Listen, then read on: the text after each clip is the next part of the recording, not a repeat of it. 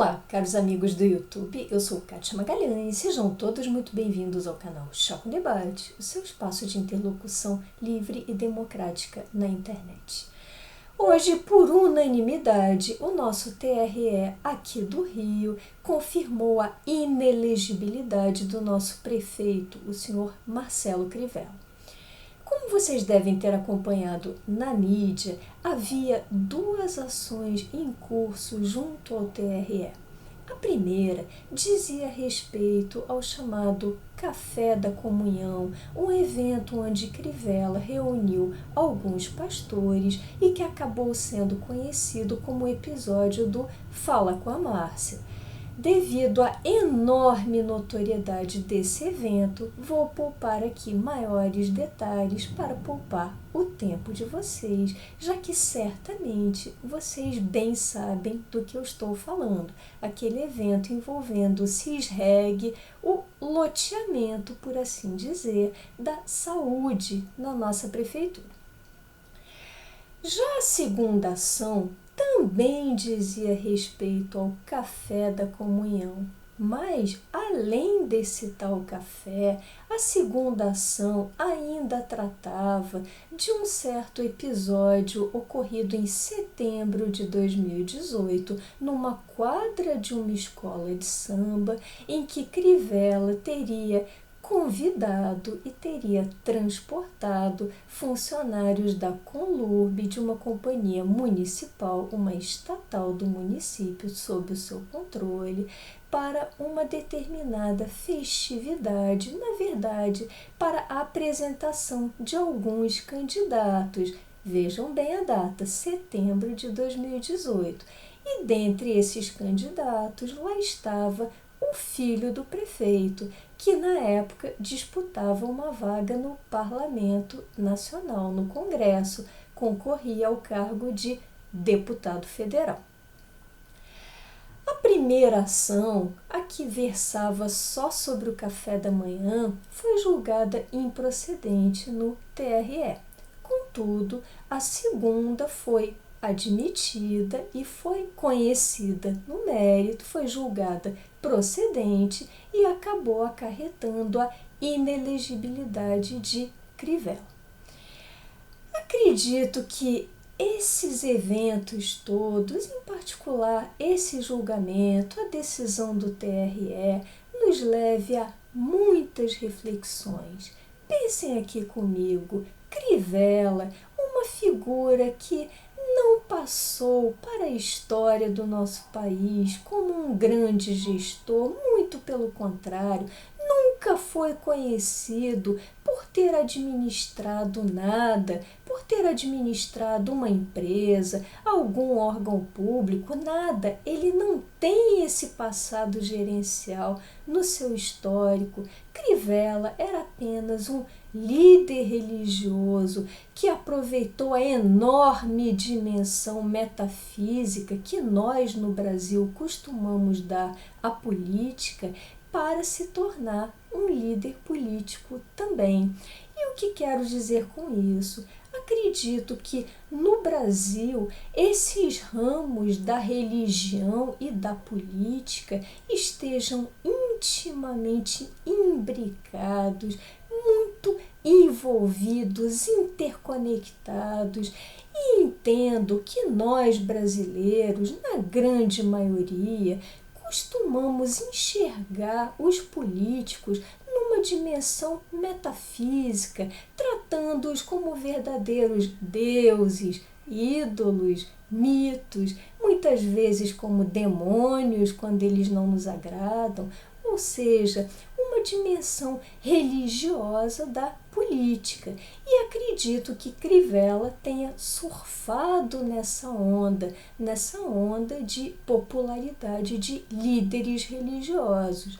Assim como ele, há vários líderes religiosos, também pastores, líderes de igrejas evangélicas que conseguiram ocupar o seu espaço na política, ainda que não tenham alcançado qualquer feito notável no campo da administração pública ou mesmo da administração privada.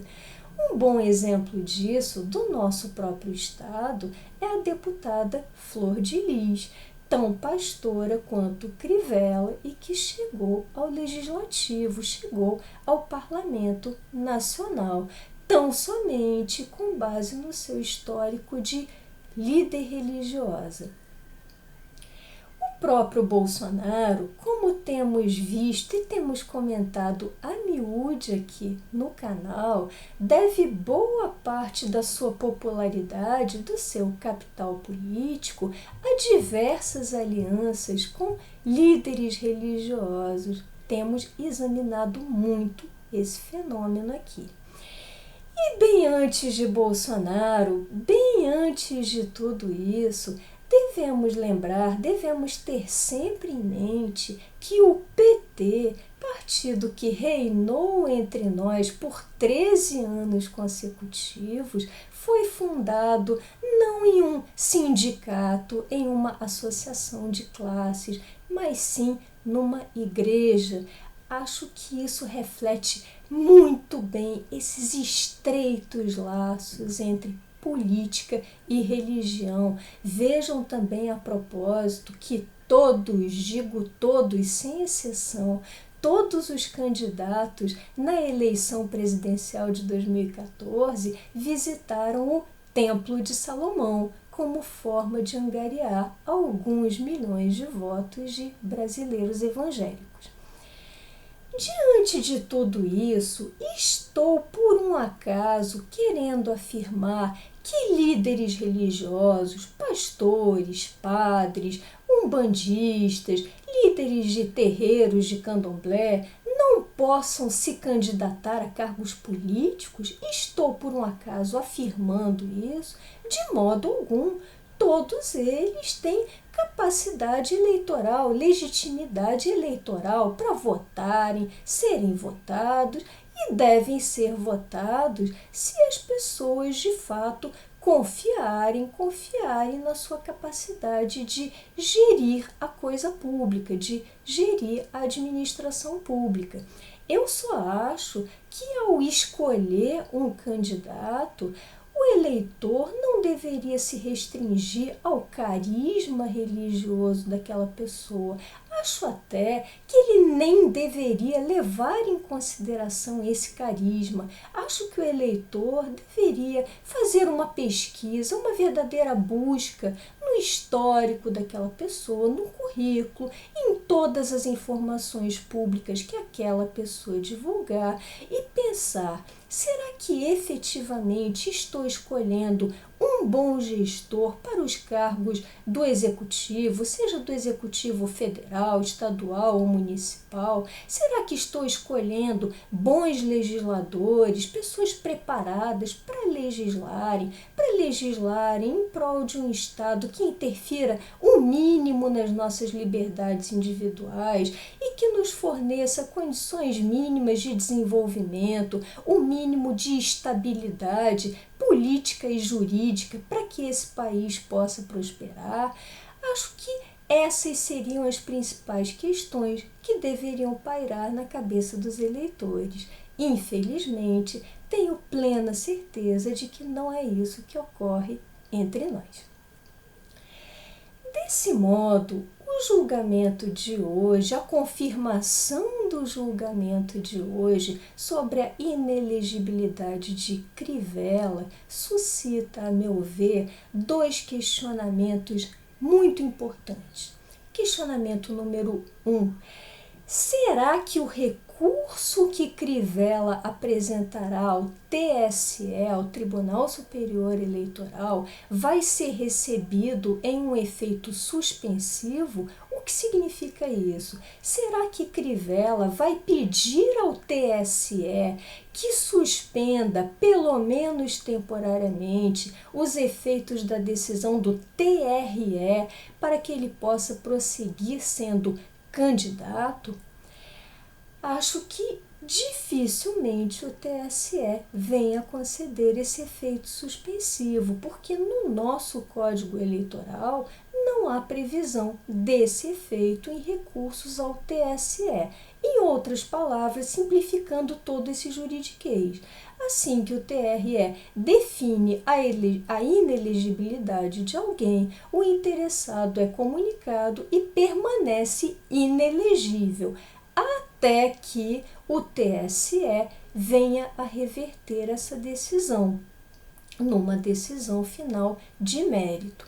De toda forma, fica pairando essa questão, essa onda bem nebulosa, ficamos até certo ponto expostos a uma instabilidade no nosso cenário eleitoral. Vamos aguardar os eventos e ver o que se passa, já que nesse país não é possível prever a maioria das decisões, nem mesmo as decisões tomadas no espaço jurídico, no âmbito dos tribunais. E um segundo questionamento, igualmente relevante a meu ver, é o seguinte: quem será que vai herdar o capital político de Crivella se ele ficar inelegível já para as eleições deste ano? Para quem serão transferidos os votos que seriam concedidos a Crivella? Simplificando, em quem será que aquele eleitor raiz de Crivella, aquele fundamentalista que ao adentrar uma urna não pensa duas vezes, apenas digita o número que for recomendado pelo pastor, em quem será que esse perfil de eleitor vai votar? Esse é um questionamento bem intrigante. Estamos às vésperas das eleições municipais e, dessa forma, temos uma oportunidade de tentar algum tipo de renovação, pelo menos no âmbito dos nossos municípios. E aqui eu me permito aconselhar a vocês que desconsiderem esses aspectos correlatos, que têm de ser correlatos, têm de ser acessórios na vida de um político, como, por exemplo, o carisma religioso, a simpatia pessoal. Tudo isso é muito acessório, é muito acidental. Acredito que o que importe mesmo, como já falei aqui no vídeo, como vivo repetindo no canal, o que importe seja o histórico de realizações daquela pessoa. E aqui pensem, um prefeito é, antes de mais nada, um grande síndico da nossa cidade. Pouco importam as ideologias, o que importa é se aquela pessoa se encontra capacitada a lidar com problemas da nossa rotina, do nosso dia a dia, como, por exemplo, calçamento de rua, iluminação pública, poda de árvores e tantos problemas, acessibilidade, tantos problemas, tantos desafios lançados no dia a dia, na rotina da vida em uma cidade.